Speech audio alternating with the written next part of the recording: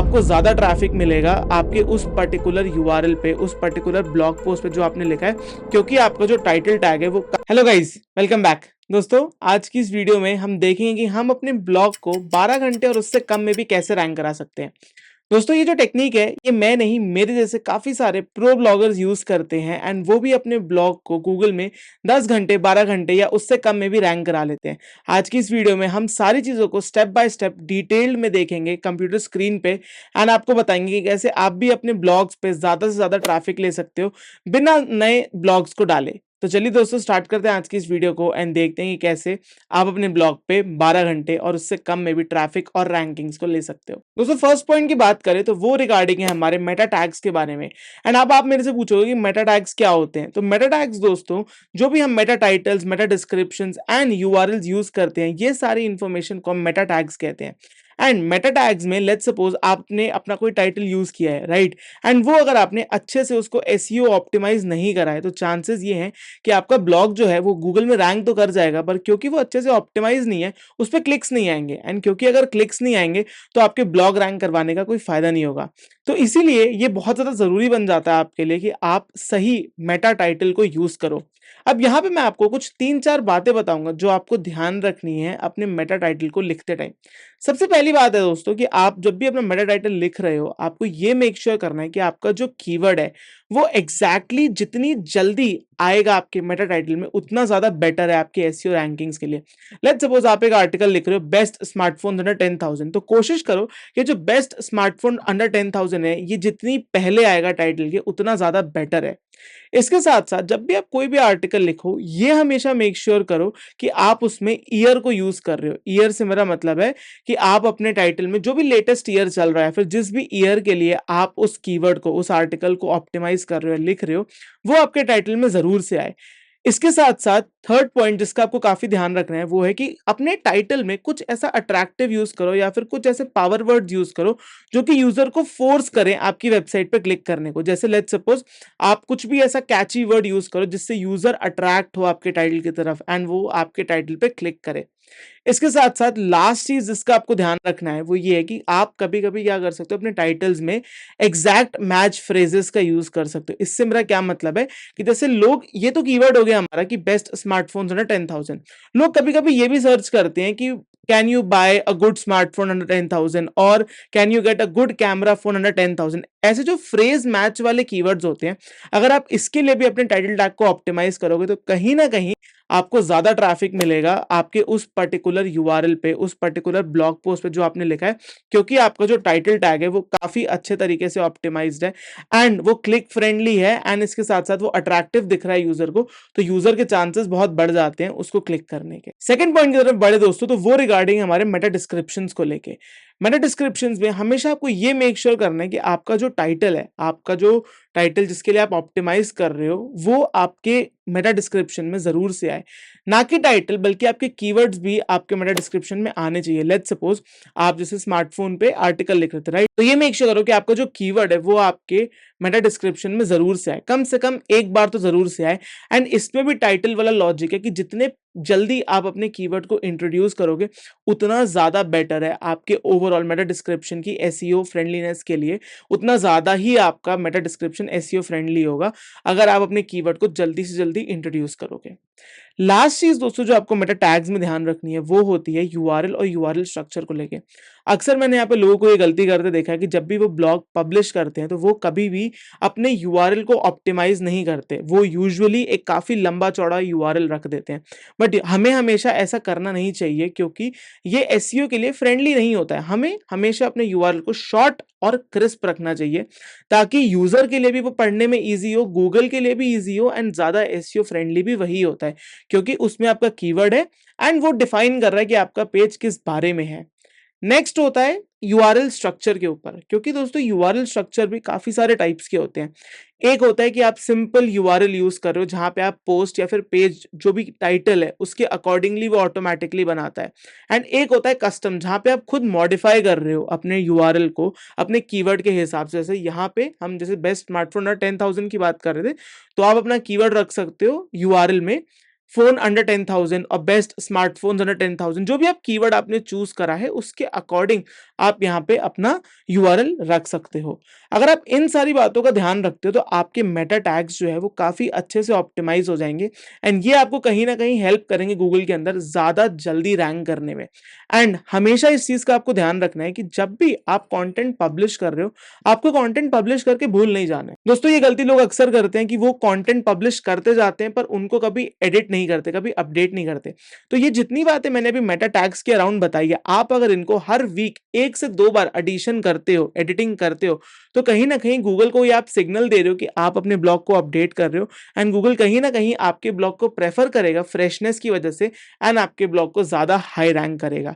तो हमेशा अपने ब्लॉग पे ज्यादा पब्लिश करने से बेटर है आप इस पे फोकस करो कि आप क्वालिटी पब्लिश करो एंड इसके साथ साथ आप अपने ब्लॉग्स को रेगुलर अपडेट भी करो, जिससे आपके ब्लॉग को अच्छी रैंकिंग मिलेगी लॉन्ग टर्म में। दोस्तों नेक्स्ट पॉइंट की तरफ बढ़े जिसका आपको ध्यान रखना है, तो वो आता है दोस्तों कि आपको अपने कंटेंट को ज्यादा से ज्यादा एंगेजिंग बनाना है अपने यूजर्स के लिए। तो आप ये कैसे करोगे? तो इसको करने का सबसे सिंपल सोल्यूशन ये होता है दोस्तों कि आप अपने ब्लॉग में अच्छी से अच्छी इमेजेस यूज करो एंड इमेजेस के साथ साथ आप इन्फोग्राफिक्स का यूज करो, वीडियोस का यूज करो। तो चलिए अपने कंप्यूटर स्क्रीन की तरफ लेके चलता हूं आपको एंड आपको बताता हूं कि कैसे आप अच्छी इमेजेस बना सकते हो अपने ब्लॉग्स के लिए, अच्छे इन्फोग्राफिक्स बना सकते हो। तो इसके लिए हमें कहीं नहीं जाना, हमें canva.com पे जाना है। जैसे आप canva.com पे जाते हो, आपको सिंपल साइन अप कर लेना है अपने फेसबुक या फिर गूगल अकाउंट से। जैसे ही आप यहाँ पे साइन अप करते हो, आपको यहाँ पे काफी सारे ऑप्शंस मिल जाएंगे। तो पहले हम चलिए साइन अप कर लेते हैं। साइन अप फॉर फ्री ये कह रहा है। जैसे ही आप साइन अप करते हो, कैनवा आपको इस स्क्रीन से पूरा गो थ्रू कराता है। तो यहाँ पे आपको जो भी बनाना है उसको आपको सिंपली सर्च करना है। जैसे यहाँ पे आपको अपने ब्लॉग को अट्रैक्टिव बनाने के लिए इन्फोग्राफिक्स बनाने, तो यहाँ पे आप सर्च कर लो इन्फोग्राफिक्स। तो ये आपको काफी सारी प्री मेड टेम्पलेट्स दिखाएगा जिनको आप इजीली एडिट कर सकते हो and that too free of cost, मतलब आपके कोई भी पैसे नहीं लगने वाले इनको बनाने के लिए। तो उसके लिए आपको क्या करना है, आपको यहाँ पे फिल्टर्स में जाके यहाँ पे लगा देना है फ्री। फ्री का फिल्टर आप जैसे ही लगाओगे, यहाँ पे आपको एक काफी सारे फ्री इन्फोग्राफिक्स दिखाएगा। जैसे यहाँ पे आप देख सकते हो, ये मेरे को जैसे अच्छा लग रहा है, तो आप इसको कस्टमाइज कर सकते हो। कस्टमाइज करने के लिए जो भी आपका रेलेवेंट कंटेंट है, आप यहाँ पे इमेजेस चेंज कर सकते हो, कलर चेंज कर सकते हो, टेक्स्ट चेंज कर सकते हो, इसका कंटेंट चेंज कर सकते हो। ये सब कुछ फ्री ऑफ कॉस्ट एडिटेबल है एंड यूजिंग दिस आप अपने ब्लॉग में काफी सारे इन्फोग्राफिक्स ऐड कर सकते हो, जिससे यूजर काफी देर तक आपके ब्लॉग पे स्टिक करेगा। एंड क्योंकि यूजर स्टिक कर रहा है आपके ब्लॉग पे, तो बाउंस रेट कम होगा आपकी वेबसाइट का, टाइम ऑन साइट इंक्रीज होगा, जो कि अल्टीमेटली आपको हेल्प करता है गूगल में ज्यादा अच्छा रैंक करने में। तो ऐसे आप कुछ इमेजेस बना सकते हो, इन्फोग्राफिक्स बना सकते हो। इमेजेस के लिए भी आप यहाँ पे ब्लॉग थंबनेल सर्च कर सकते हो। जैसे लेट्स सपोज हमें ब्लॉग के लिए थंबनेल बनाना है, तो अगर जैसे ही ब्लॉग थंबनेल सर्च करोगे तो यहाँ पे आप देखोगे कि काफी सारे आपको टेम्पलेट्स मिल रहे हैं। जैसे यहाँ पे मैंने एक चूज करा है एंड इसी टेम्पलेट को यूज करके आप यहाँ पे अपने कीवर्ड्स को ऐड ऑन कर सकते हो, अपनी इमेज बना सकते हो। जैसे मैं यहाँ पे आपको अगर करके दिखाऊं, जैसे हम यहाँ पे आर्टिकल लिख रहे हैं बेस्ट स्मार्टफोन्स अंडर 10,000 INR। अब यहाँ पे आप इसको थोड़ा सा एडिट कर सकते हो, राइट। थोड़ा सा इसको एडिट करके आप इसको काफी ज्यादा नीट एंड क्लीन दिखने वाला बना सकते हो। आप देख सकते हो कि कैसे चंद सेकंड्स के अंदर हमें यहाँ पे एक अट्रैक्टिव थंबनेल मिल गया है, अट्रैक्टिव ब्लॉग थंबनेल मिल गया है, जो कि हम अपने ब्लॉग में यूज कर सकते हैं। इसके साथ साथ मैं आपको रेकमेंड करूंगा कि आप अपने ब्लॉग के अंदर कुछ ट्विटर के लिंक्स एम्बेड करो, कुछ यूट्यूब वीडियोस के लिंक एम्बेड करो, जो भी आपके ब्लॉग से रेलेवेंट है। ये सारी चीजें आपको हेल्प करेंगी ओवरऑल आपके ब्लॉग पे टाइम ऑन साइट बढ़ाने में, यूजर को अट्रैक्ट करने में। एंड क्योंकि यूजर अट्रैक्ट हो रहा होगा तो कहीं ना कहीं ये आपको हेल्प करेगा ज्यादा बेटर रैंक करने में गूगल के अंदर। थर्ड पॉइंट की तरफ बड़े दोस्तों, तो वो है हमारे कंटेंट के बारे में। दोस्तों जैसा कि आपने बहुत लोगों से सुना होगा कि ब्लॉगिंग में जो चीज मैटर करती है वो सिर्फ और सिर्फ कंटेंट है, क्योंकि जैसे बोलते हैं ब्लॉगिंग में कंटेंट इज किंग। तो ये बात बहुत सच भी है कि नो मैटर आप कितनी भी एसईओ ऑप्टिमाइजेशन कर लो, कितनी भी एसईओ ट्रिक्स को यूज कर लो, अगर आपका कंटेंट अच्छा डिटेल्ड नहीं है तो इन सारी चीजों का कोई फायदा नहीं होने वाला। क्योंकि अल्टीमेटली गूगल सिर्फ वर्क करता है, या फिर कोई भी सर्च इंजन सिर्फ वर्क करता है कंटेंट के ऊपर। ये सारे एसईओ ऑप्टिमाइजेशन टेक्निक्स बाद में आते हैं। सबसे पहले ये मैटर करता है कि कैसे आप अपनी वेबसाइट पे कंटेंट लिख रहे हो, कैसा कंटेंट लिख रहे हो, क्या वो यूजर को हेल्प कर रहा है, क्या वो हेल्पफुल कंटेंट है, क्या यूजर को उससे कोई वैल्यू ऐड हो रही है। तो अच्छे कंटेंट लिखने पे सबसे पहले आप ध्यान दो। अगर आप अच्छा कंटेंट लिखते हो तो कहीं ना कहीं ये आपको सबसे बेस्ट तरीके में हेल्प करेगा गूगल में अच्छा रैंक करने में। अच्छा कंटेंट लिखने के लिए आप अदर ब्लॉग्स पे रिसर्च कर सकते हो। अपने ब्लॉग लिखने से पहले एक आउटलाइन बना सकते हो, उस आउटलाइन को फिर फिल कर सकते हो। ब्लॉग को अट्रैक्टिव बनाने के लिए उसमें ये infographics, images, YouTube videos add कर सकते हो। अच्छे से एसईओ ऑप्टिमाइज करने के लिए आप सर्फर एसईओ का यूज कर सकते हो। आगे आने वाली वीडियोस में मैं आपको बताऊंगा कि सर्फर एसईओ का यूज करके आप कैसे एनएलपी एसईओ ऑप्टिमाइजेशन कर सकते हो।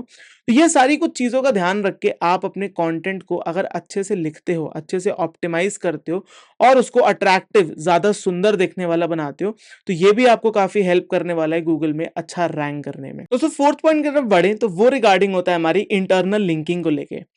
दोस्तों जब भी हम ब्लॉग बनाते हैं, हम बैक टू बैक काफी सारे आर्टिकल्स पब्लिश कर रहे होते हैं एंड बहुत सारे आर्टिकल्स में रिलेशन होता है एक ब्लॉग से दूसरे ब्लॉग का, या फिर दूसरे से तीसरे का, या तीसरे से पहले का। एंड काफी सारे हम इंटरनली लिंक करना अपने ब्लॉग पे भूल जाते हैं। अपने रेलेवेंट आर्टिकल्स को, अच्छे आर्टिकल्स को दूसरे आर्टिकल से लिंक करना भूल जाते हैं। ट्रैफिक आने वाले आर्टिकल्स को लिंक करना भूल जाते हैं रेलेवेंट आर्टिकल से।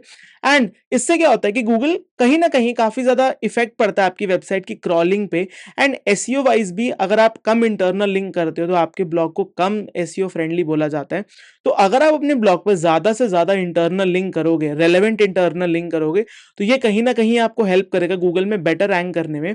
एंड जैसे आप कोई भी ब्लॉग पब्लिश करते हो एंड उसको सपोर्ट करने के लिए अगर आप अपने पुराने ब्लॉग से उसको इंटरनल लिंक करोगे, तो कहीं ना कहीं ये आपको हेल्प करेगा उस पर्टिकुलर ब्लॉग को ज्यादा जल्दी रैंक करवाने में। एंड यही टेक्निक का यूज करके मैंने अपने काफी सारे ब्लॉग्स को लेस देन 12 आवर्स में रैंक कराया। तो जैसे ही मेरा ब्लॉग पब्लिश होता है, यही सारी टेक्निक्स मैं यूज करता हूँ, पुराने आर्टिकल्स को इंटरनल लिंक करता हूँ अपने नए आर्टिकल से।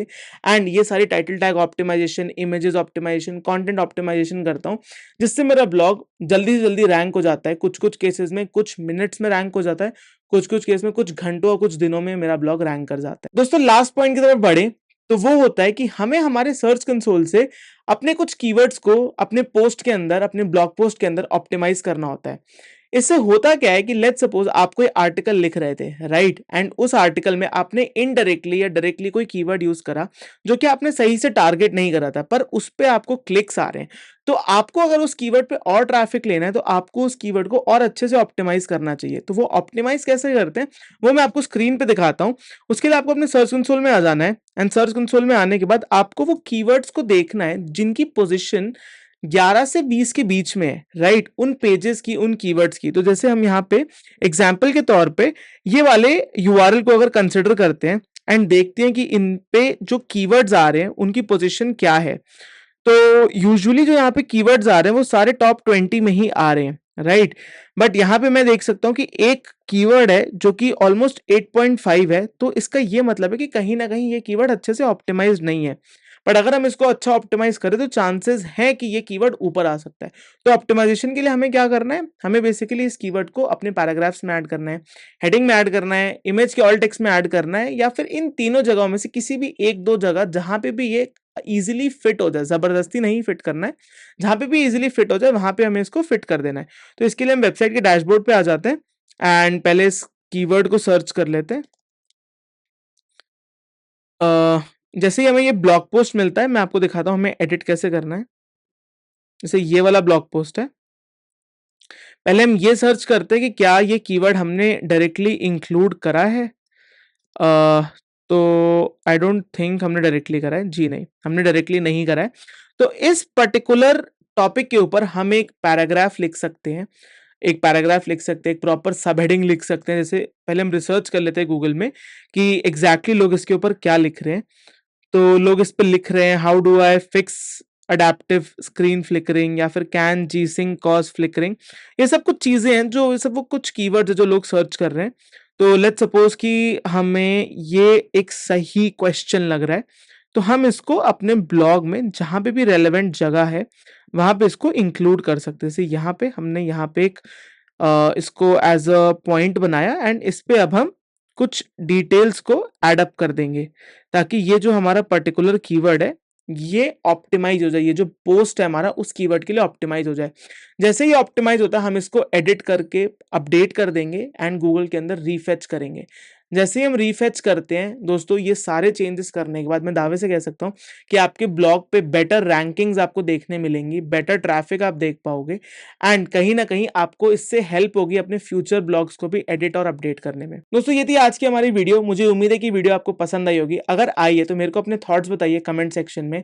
आगे आने वाली वीडियोस के लिए आप हमारे चैनल को सब्सक्राइब कर सकते हैं ऐसे ही एसईओ और ब्लॉगिंग रिलेटेड स्टफ के लिए। टिल देन दोस्तों, टेक केयर, बाय बाय।